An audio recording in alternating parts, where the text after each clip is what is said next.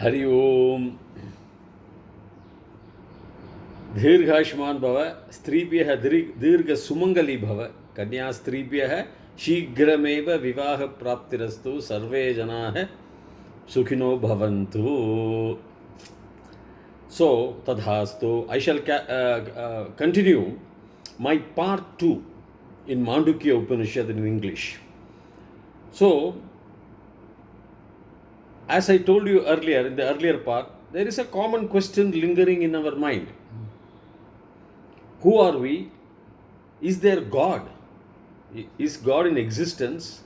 Why there are so much of partialities, differences in our births, in our life till our death, and why death? What is this magic going on, drama going on? Life is a drama and we are all players in it. And that's what. Why this drama? How this drama? Who created this drama? And for what purpose he created the drama? So, there must be some purpose or what it is. So, none of the other religious texts would probably explain more in detail. As you could see, this Mandukhya Upanishad, the Rishi, he only is capable of answering and he answers it very well. Now, the fundamental question is, first of all, is there God? This was the question, do you believe in God? This was the question put to Neil deGrasse Tyson. I was seeing his YouTube, a very good astrophysicist in USA. And he says, how can I believe in God? Because in 1755, he quotes an incident where a big earthquake at Lisbon is the capital of Portugal, and in the entire Iberian Peninsula, destroyed or killed 80,000 worshippers. They were all worshipping in churches in Lisbon, that is in Portugal, in Spain, in the entire Iberian Peninsula, which Spain, Portugal including, in an All Saints Day, November 1st, when a massive earthquake in 1755 destroyed most of the churches, killed most of the worshippers, up to 80,000, he says. Neil deGrasse Tyson. You all know Mike Tyson, the famous boxer, but he's a very good African-American astrophysicist. And, a lot of such thing happens in all religions. There was accidents happening in Islam, accidents happening in Hinduism.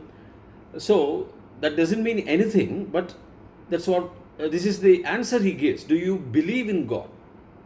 Why the differences? Why God can have partiality? Why one man is rich and one man is poor? What is the secret of this life? Who are we? But we all feel very real. So, the very question that who is God depends on our definition of God, is my opinion. Now, if you want to define God as one who is too kind and who will reward you always, what he will give you boons, whatever you want, he will give you, is partiality that he cannot. And then he will punish the evil persons. The evil persons are also created by God only. He should not have created them evil. That's what the Rishi says. God cannot create evil. The immortal cannot create evil. We'll come to the definition. So God is one who is immortal, eternal, always existing, total truth. If he dies, it is untruth. That's what Buddha says. Buddha said beautifully that I am still searching for truth. This statement is truth. You cannot say I am the truth. If you say I am the truth, then you cannot die. Truth is eternal. For a God, truth is eternal. God has to be eternal. He has to be infinite. He has to be omnipotent. He has to be all-pervasive, like Mahavishnu, in every atom. And he has to be infinitely good. He cannot have a character. He is a nirguna. And he is arupi. He cannot have a form. He cannot come into a form. Then you can call him as an avatar of God. That's what Hindus say. But he is not God. So, the definition that God is all-pervading, all-omnipotent, all-powerful, all-pervasive, absolutely good, absolutely state of bliss, absolutely no partiality, highly impartial. He cannot create a evil, a devil. He cannot punish anybody. He cannot reward anybody. He is not a king. He is much above that. He is infinite in everything. Now, this Rishi beautifully says, Karika, Gaudapada, Mayaya, you hear these words very carefully. Mayaya vidyate hi yetat na anyatha kathanchana tatvatah vidyamane hi martyatham amrutam vrajet. What are beautiful words. Deep intellectual philosophy. Let me explain to you. Mayaya, by Maya. Maya is a Strilinga. Maya is the Padam. It's a Strilinga like Rama, Rame, Ramaha, Ramam, Rame, Ramaha, Ramaya, Ramabhyam, Ramabhi, Ramayai, Ramabhyam, Ramabhyah, Ramayaha, Ramabhyam, Ramabhyah, Ramayaha, Ramayoho, Ramanam, Ramayam, Ramayoho, Ramashu. Like that it comes. It's a Sita Padam, Rama Padam. Akarantah Strilingah. So Mayaya Ekavachanam, by Maya, with Maya, since with Maya and all. So Mayaya Vidyate. The difference is known. Binnam. Binnam means differences. Only by Maya you can see the difference. He is poor, I am rich, he is not rich. He is sick, he is not sick. He is a prince, he is a pauper. Only by Maya. So Mayaya Vidyate hi yetat this na anyatha otherwise kathanchana in any manner tatvatah vidyaman tatvatah that reality properly if you see tatvatah it becomes the vidyamane he certainly if that reality that the truth tatvatah properly vidyamane he that the difference is then is there. Then what happens? Tattvataha vidyamanehi. If properly, if it is in difference, martyatham amrutam vrajet. Amrutam goes vrajet. Maybe going where? To martyatham, to the mortal, to the death. Now, what does it mean? By Maya only, you can see the difference. The immortal is always immortal. Now, the immortal cannot create something which is mortal. Now, if the immortal creates something which is mortal, then the immortal itself becomes mortal. It doesn't stand test, it doesn't satisfy the test of immortality, eternity. And a coconut tree can create a coconut, give a coconut. A mango tree can give a mango. A coconut tree cannot give mango, and mango cannot give a coconut. A tiger cannot give birth to deer cubs, or the lion cubs. Lion cannot give. Lioness cannot give birth to tiger cubs, and all. So, if it is immortal, it has to give birth to only immortality. Immortal. So, we are all mortal. We are untruth. We are not eternal. We have all the differences. We have good and bad and evil qualities. But the immortality, in fact, in reality, tattvataha, it cannot create which is anything which is mortal, because very concept, the very thought that there is something called mortal and it creates mortal beings, the immortal being becomes mortal because it becomes a part of a mortal. An immortal plus mortal is equal to mortal. Immortal plus immortal only can be immortal.